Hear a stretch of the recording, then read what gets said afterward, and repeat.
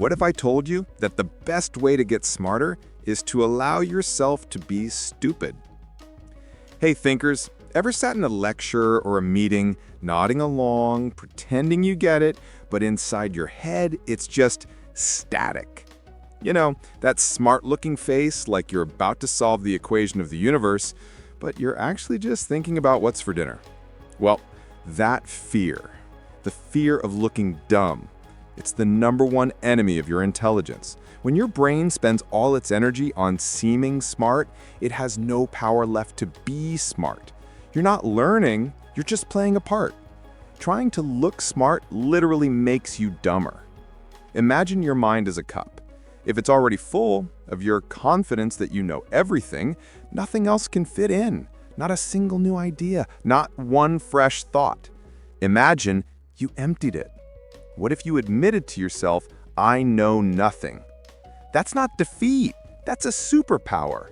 By saying I don't know, you give your brain a license to be curious. You transform from a know-it-all into an explorer. You start to truly listen, soaking up information like a sponge. I use this trick myself.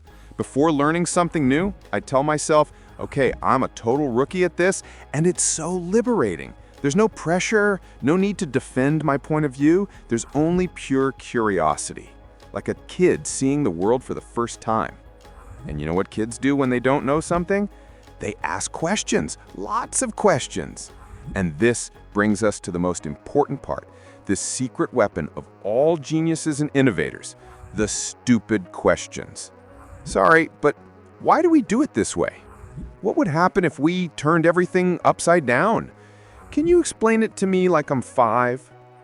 These questions seem simple, but they can shatter empires of old ideas. They force everyone around to wake up and think, yeah, actually, why? The greatest discoveries didn't start with complex formulas, but with a simple childlike why.